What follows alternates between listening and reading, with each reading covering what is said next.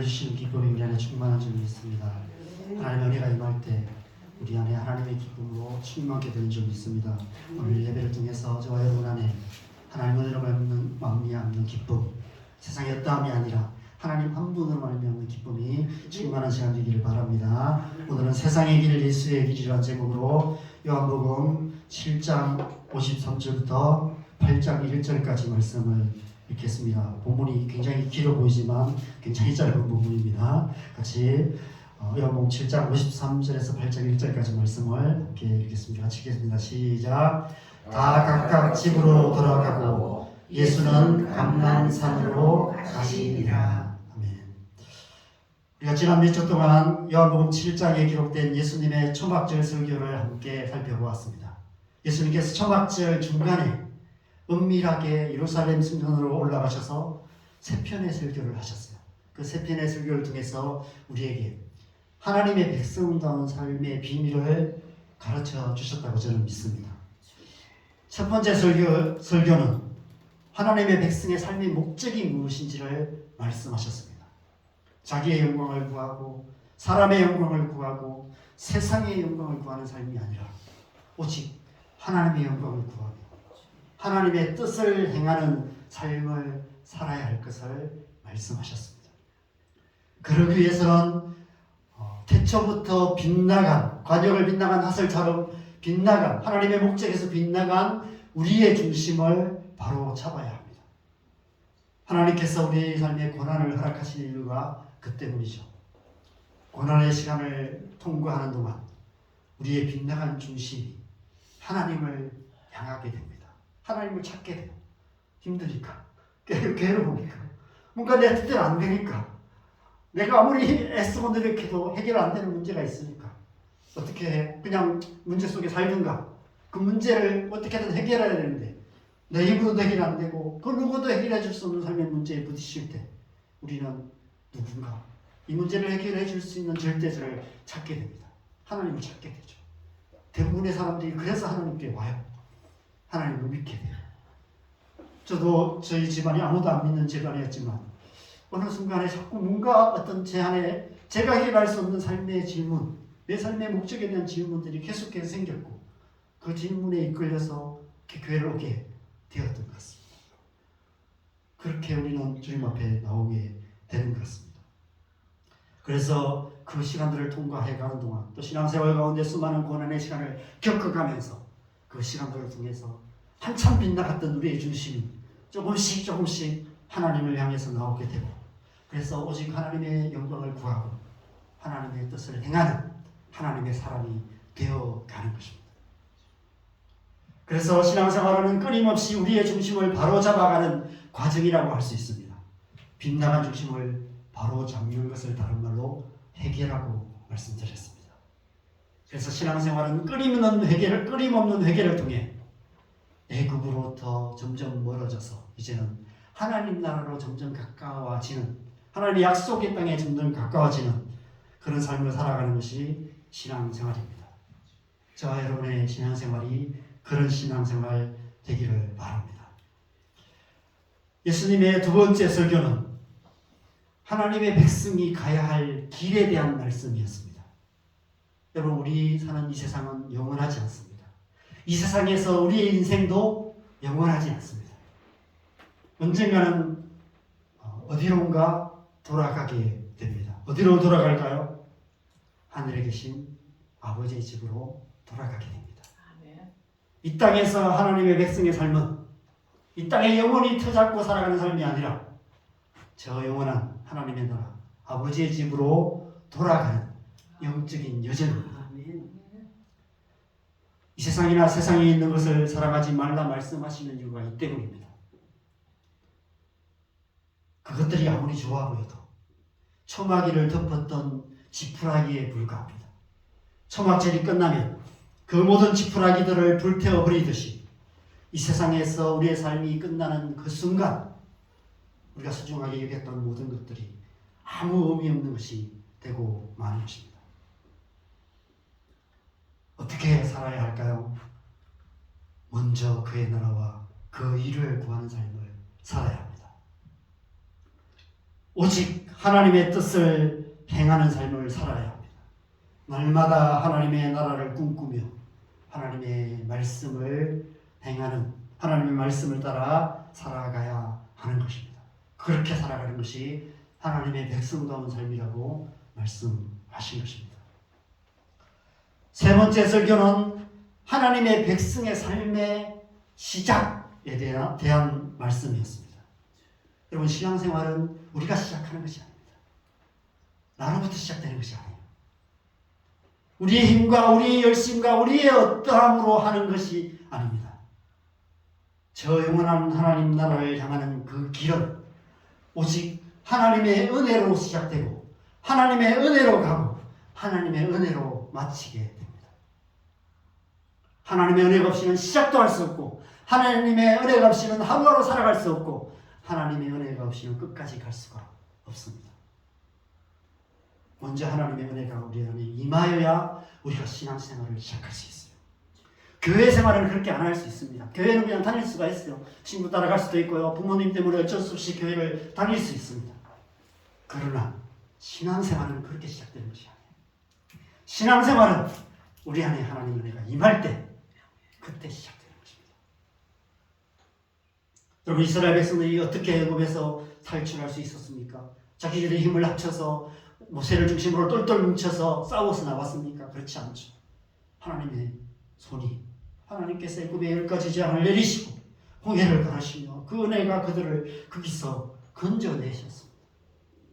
우리가 구원받아서 하나님의 백성이 되어서 신앙생활을 시작할 수 있었던 것도 그 하나님의 그 주권적인 은혜가, 하나님의 손길이 우리를 건져내셔서 그 하나님의 은혜 가운데 이끌어 가신 것이죠. 저는 제가 어떻게 믿게 되는지 참 신기해요. 너무 신기해요. 외가족, 친가족, 10천 이내에 믿는 사람 아무도 없는 집이었는데 어떻게 내가 교회를 다녔지? 우리는 우리 자녀들 교회 다니게 만들려고 애쓰고 신앙생활 잘하게 만들고 애써도 잘 안 하잖아요. 근데 저는 부모님 반대하시고 아버지 밥상 엎으시고 그러셨는데도 그렇게 했어요. 전 제가 잘나서 그런 줄 알았습니다. 지나는 거 보니까 하나님이 저를 불쌍히 여기셔서 건져내셨구나 하는 것을 알게 됐습니다. 하나님의 은혜가 저를 거기서 건져내셔서 신앙생활을 하게 하셨어요. 아마 여기 여러분 가운데 모태신앙인 분들은 그냥 태어날 때부터 그 은혜를 받은 사람이에요. 은혜라고 생각하십시오. 하나님의 은혜를 받아서 저처럼 그런 어려운 시간 안 겪고 부모님 싸우고 밥상 엎으시고 이런 거 안 겪고 교회를 이렇게 나올 수 있는 것도 여러분 은혜입니다. 이미 그 은혜로 시작하신 거예요. 그 은혜에 감사하면서 교회 생활 잘 하시길 바랍니다. 우리 자녀도 좀 그래야 될 것 같습니다. 어디까지 했지? 딴 데로 해버려가지고. 우리가 예수님을 믿음으로 하나님의 백성이 된 것이 바로 그 은혜라고 에베소서 2장 8절에 그렇게 말합니다. 너희가 그 은혜를 인하여 믿음으로 말미암아 구원을 받았다. 이것이 하나님의 선물이라고 말씀하고 있습니다. 하나님 은혜가 우리를 예수님께로 이끄셔서 예수님을 믿게 하시고 구원이라는 선물을 주신 것입니다. 그때부터 우리의 신앙생활이 시작되는 것이죠. 어떻게 이스라엘 백성들이 메마른 광야의 길을 40년 동안이나 무사히 갈 수 있었을까요? 하나님 은혜가 낮에는 구름 기둥으로 밤에는 불 기둥으로 언제나 함께 하셨기 때문입니다. 풀 한 폭이 없는 황폐한 땅에서 매일 만나와 메추라기가 내렸습니다. 물 한 방울 구할 수 없는 메마른 땅의 반석에서 강물이 솟아나는 은혜를 경험했습니다. 오직 하나님의 은혜였습니다. 자, 여러분이 지금까지 교회를 떠나지 않고 이렇게 신앙생활 하게 할 수 있었던 것도 오직 하나님의 은혜가 우리를 지금까지 이끌어 오셨기 때문입니다. 그 은혜가 끝까지 우리를 이끌어 가실 줄 믿습니다. 이 세상이 끝나는 그때까지, 우리의 삶이 끝나는 그 순간까지, 우리가 주님 앞에 서는 그날까지 그 은혜가 우리를 이끄시고 인도하여 주실 줄 믿습니다. 그 은혜 앞에 날마다 우리 삶을 맡기며 그렇게 살아가시기를 바랍니다. 그 은혜를 모세는 이렇게 표현했습니다. 신명기 1장 31절과 8장 4절입니다. 우리 이 두 절 같이 읽겠습니다. 시작. 광야에서 너희가 당하였거니와 사람이 자기의 아들을 안는 것 같이 너희의 하나님 여호와께서 너희가 걸어온 길에서 너희를 안사 이곳까지 이르게 하셨느니라. 이 40년 동안에 내 의복이 헤어지지 아니하였고 내 발이 부러뜨지 아니하였느니라. 아멘. 저도 한 신앙생활을 한 40년 정도 한 것 같아요. 이 고백이 저의 고백인 것 같습니다. 이 40년 동안 하나님께서 은혜로 저를 안으셔서 여기까지 인도해 오신 것 같습니다. 여러분, 하나님의 백성다운 삶은 오직 하나님의 은혜로 시작하여서 하나님의 은혜로 살다가 하나님의 은혜로 끝나는 삶인 줄 믿습니다. 그 은혜는 오직 예수님을 믿는 자에게 주시는 성령의 은혜입니다. 그래서 요한복음 7장 37절에서 나를 믿는 자는 성경의 이름과 같이 그 배에서 생수의 강이 흘러나오리라 말씀하셨습니다. 예수님을 믿을 때, 우리가 예수님을 믿을 때 우리 안에 성령의 은혜가 임하여서 우리의 중심을 바르게 만드시고 우리의 걸음걸이를 바르게 만드시고 그래서 우리의 갈 길을 인도해 주시는 것입니다. 날마다 순간마다 우리의 삶을 이끄셔서 자로나 오로나 치우치지 않고 하나님 나라를 향해서 살아가게 하시는 것입니다. 하나님의 영광을 거는 삶, 하나님의 뜻을 행하는 삶을 살아가는 하나님의 사람 되게 하시는 것입니다.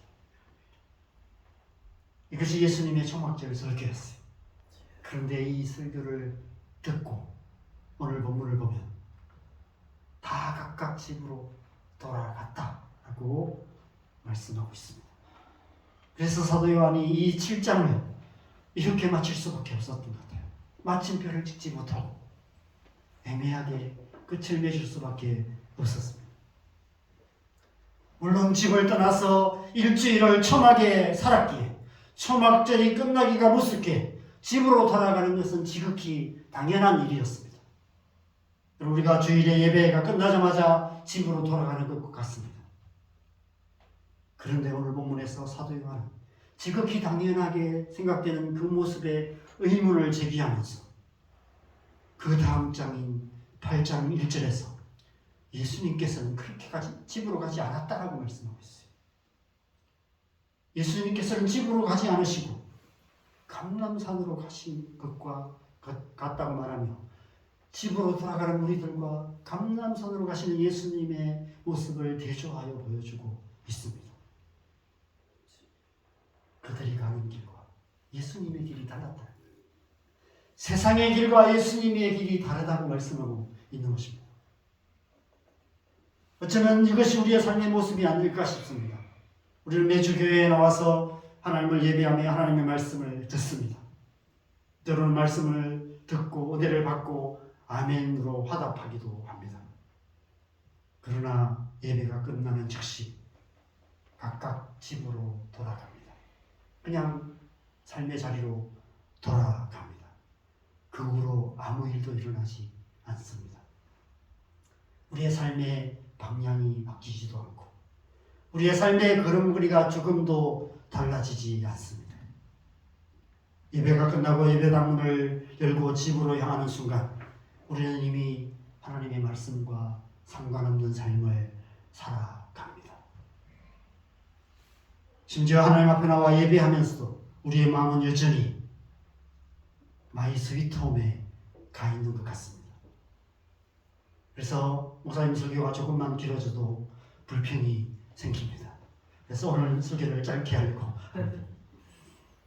미뤄놨던 집안 일이 기다리고 있고 가족들이 기다리고 있고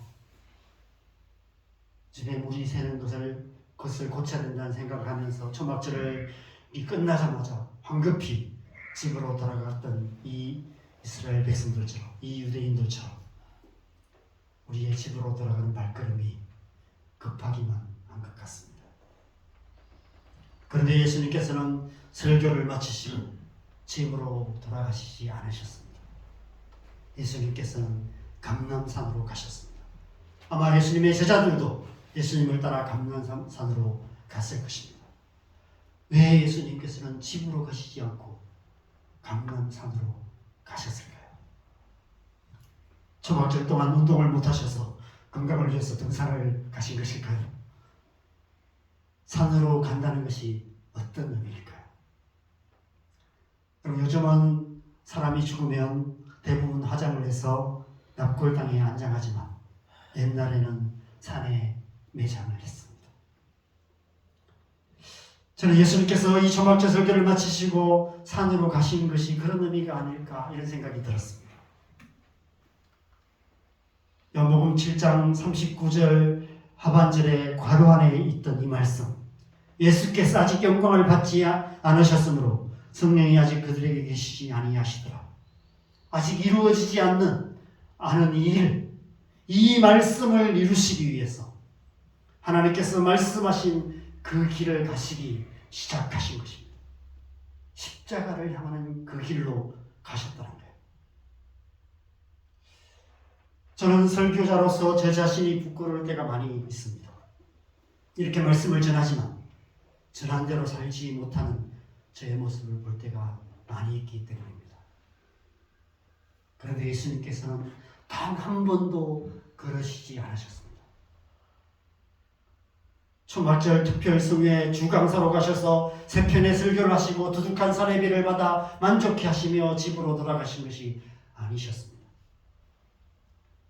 선포하신 말씀, 전하신 말씀, 그 말씀을 그대로 이루시기 위해서 그 말씀이 인도하시는 대로 십자가를 향하여 가시기 시작하신 것입니다.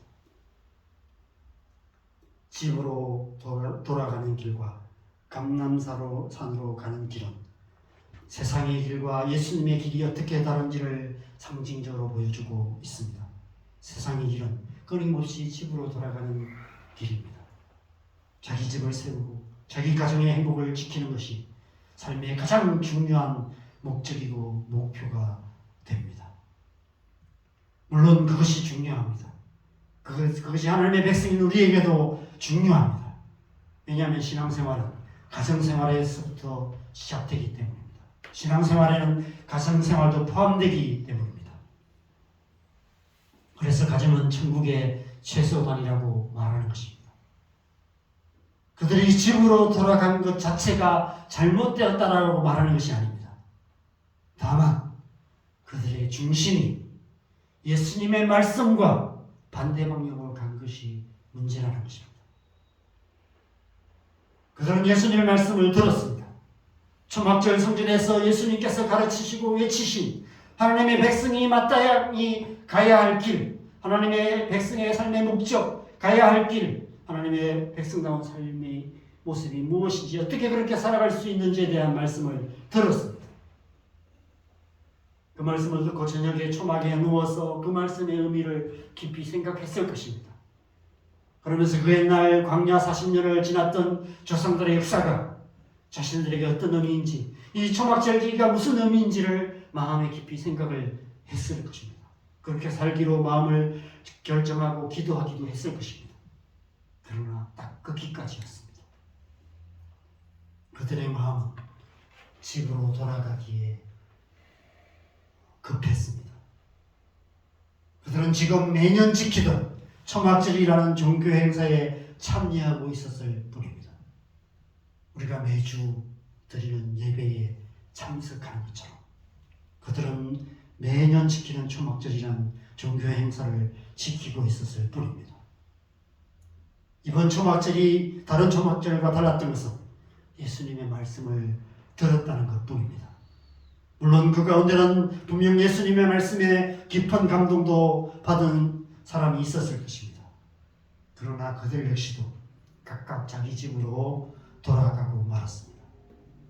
예수님께서 말씀하신 그 길, 예수님이 가시는 길을 따라가지 않고 자기의 길로 되돌아가 버린 것입니다.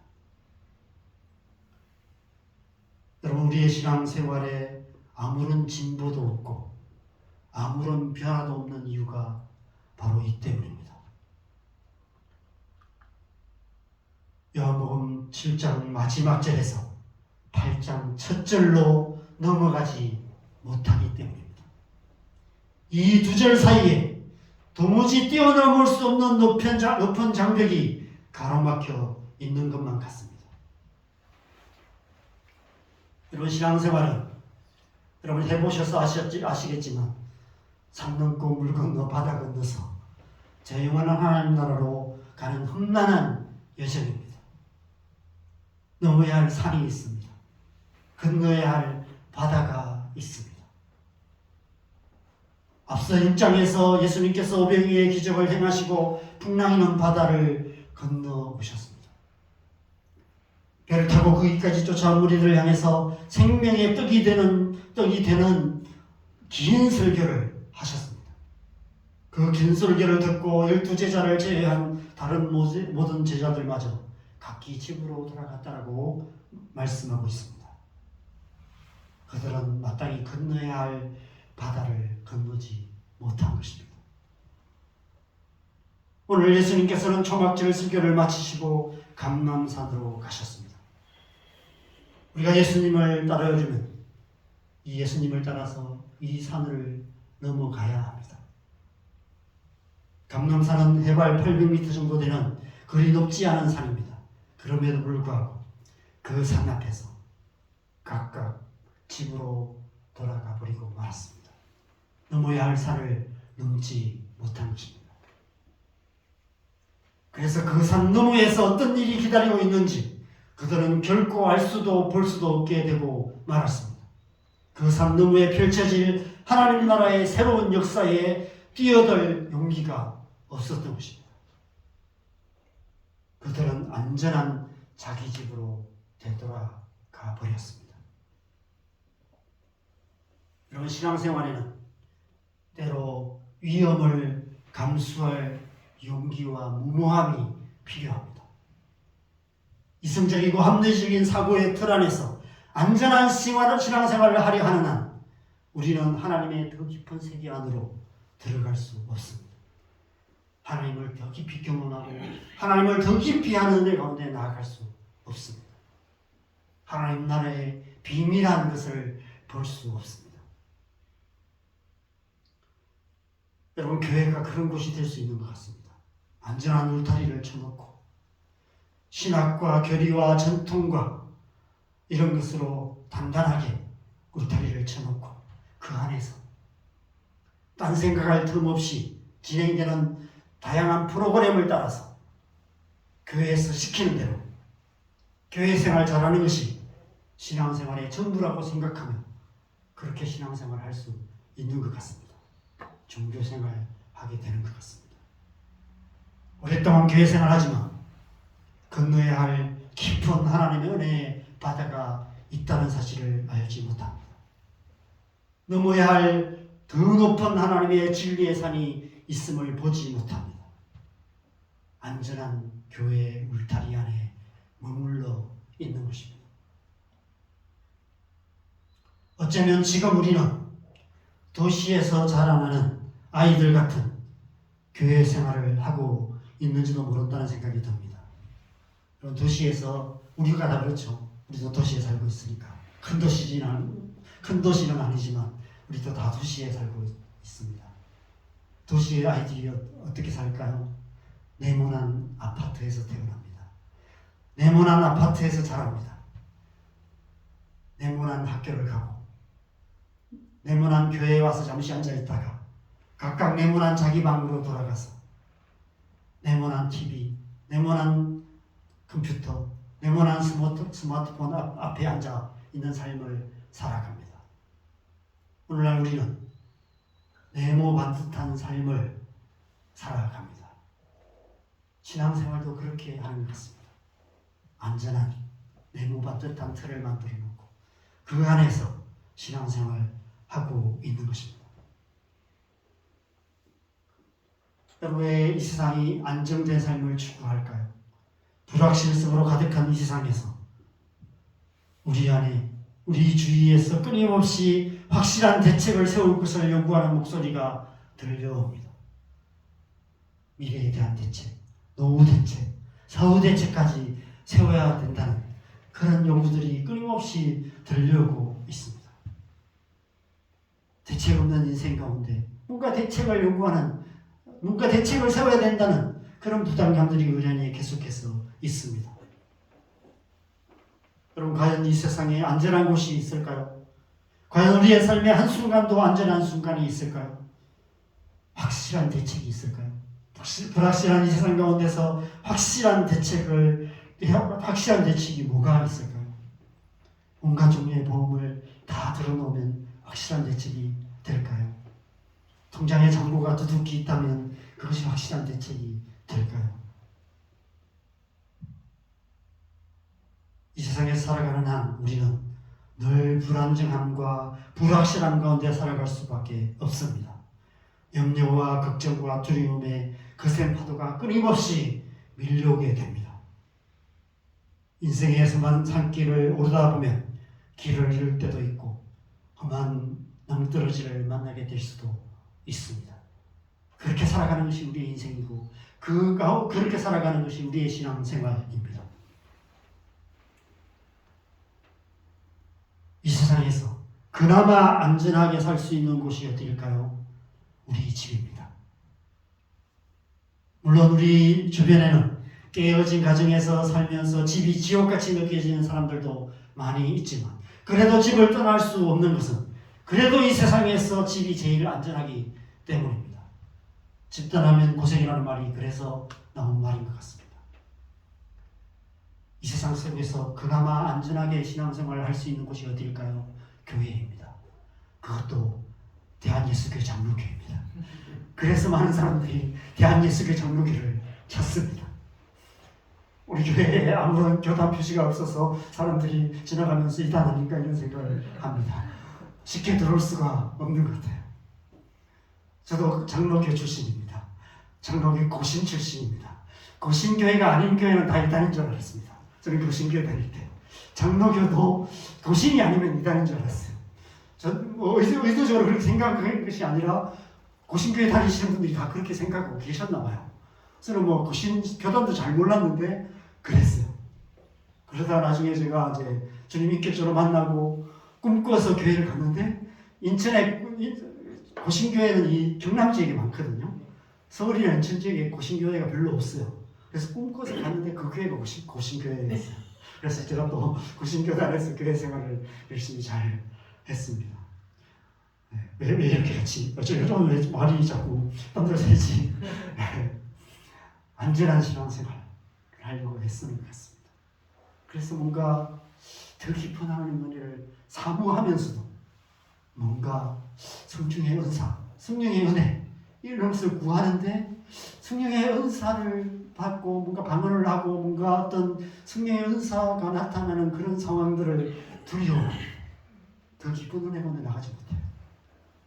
그래서 방언을 하거나 뭔가 좀 큰 소리로 기도하고 뭔가 좀 이상한 현상들이 나타나면 좀 이렇게 한 발 물러서는 우리의 모습을 보게 됩니다.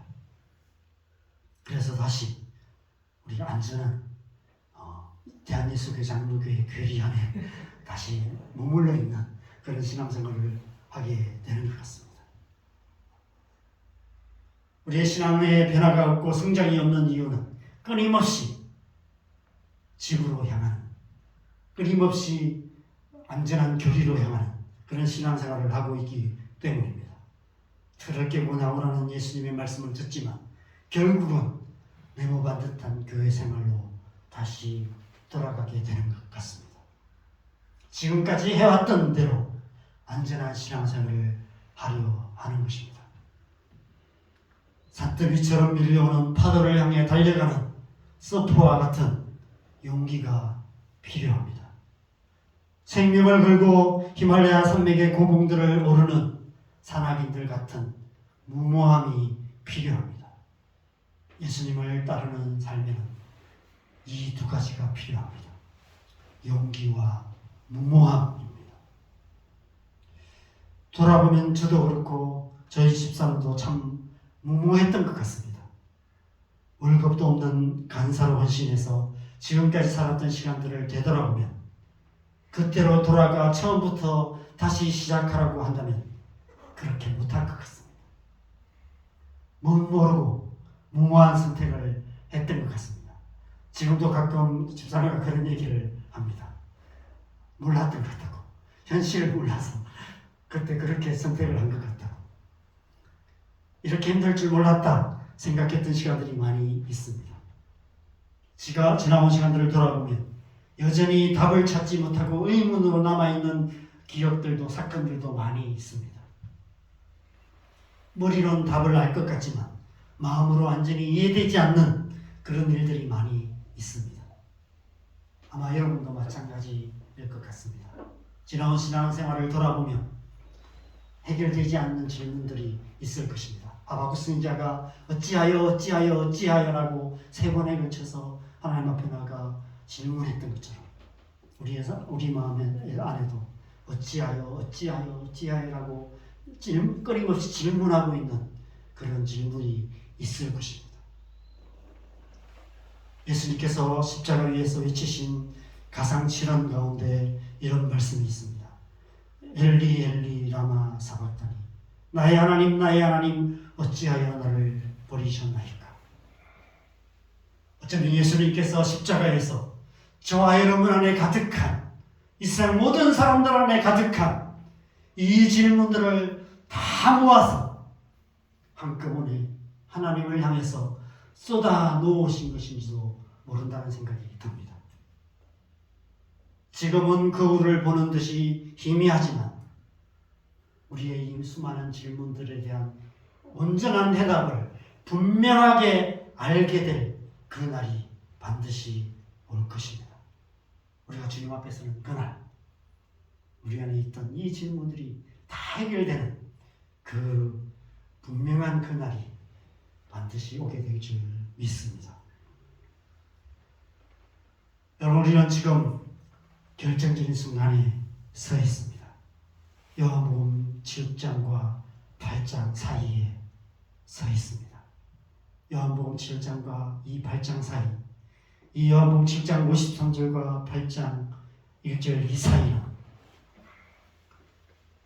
이 세상 모든 사람들이 살아가는 삶의 자리이고 저와 여러분이 살아가는 신앙의 자리인 것 같습니다.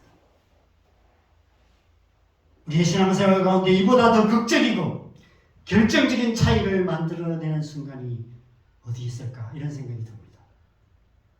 이 두 말씀 사이에서 우리가 어떤 선택을 하는가에 따라서 우리의 신앙이 결정되는 것입니다. 예수님께서 우리가 마땅히 가야 할 길이 어딘지를 가르치시고 외치고 선포하셨습니다. 우리가 가야 할 길은 바로 이 길이다 라고 말씀하셨습니다. 그러면서 나의 사랑 나의 구원자야 일어나 나와 함께 가자 라고 말씀하시고 이제 그 길을 앞서 걸어가기 시작하셨습니다. 감람산으로 향해서 가시기 시작하셨습니다. 여러분, 하나님의 백성다운 삶이라 이 하나님의 말씀에 이 예수님의 부르심에 아멘으로 응답하면서 예수님의 말씀을 따라서 예수님 말씀하신 그곳 예수님이 가시는 그 길을 뒤따라가는 삶을 살아가는 것입니다. 그런데 안타깝게도 많은 무리들이 각기 자기 집으로 돌아가 버렸습니다. 더 안타까운 것은 매주 하나님의 말씀을 듣는 우리 또한 각기 집으로 돌아가 버린다는 사실입니다. 그럼에도 불구하고 예수님께서는 끊임없이 우리에게 말씀하십니다. 그럼에도 불구하고 예수님께서는 묵묵히 그 길을 앞서 가십니다. 누군가 뒤를 따라올 자들이 반드시 있을 거라는 확신을 가지시고 뒤돌아보지 않으시고 앞장서서 그 길을 가십니다. 이 예수님의 확신대로 지난 2000년의 기독교 역사는 이 예수님의 말씀을 듣고 이 예수님의 부르심을 따라서 예수님께서 가신 그 길을 뒤따랐던 구름같이 흐다한 증인들이 있었음을 보여주고 있습니다. 지금도 구름같이 흐다한 증인들이 이 요한복음 7장과 8장 사이에서 다시 7장으로 돌아가지 않고 자기 집으로 돌아가지 않고 예수님께서 가신 그 길을 뒤따라가는 수많은 사람들로 가득합니다. 역사는 그렇게 이루어지고 있는 것입니다. 이제는 우리 차례입니다. 여러분 어떻게 하시겠습니까? 각기 집으로 돌아가시겠습니까? 예수님을 뒤따라 감람산으로 올라가시겠습니까? 누구든지 나를 따라오려거든 자기를 부인하고 자기 십자가를 지고 나를 따를 것이니라. 자기를 부인하고 자기 십자가를 지고 예수님을 따르는 저와 여러분 되시기를 주님의 이름으로 같이 축원합니다. 우리 함께 찬양하면서 함께 기도하고 주님 앞에 우리의 삶을 새롭게 드리며 그렇게 나아가십시다. 십자가를 내가 지고 주를 따라갑니다. 이 찬양하실 때 우리의 중심을 우리의 삶을 다시 한번 주님 앞에 온전히 맡겨드리며 우리의 남은 삶 주님의 말씀 듣고 말씀대로 살아가기로 다시 한번 결단하면서 주님 앞에 함께 나아가겠습니다. 이 찬양 함께 하시겠습니다.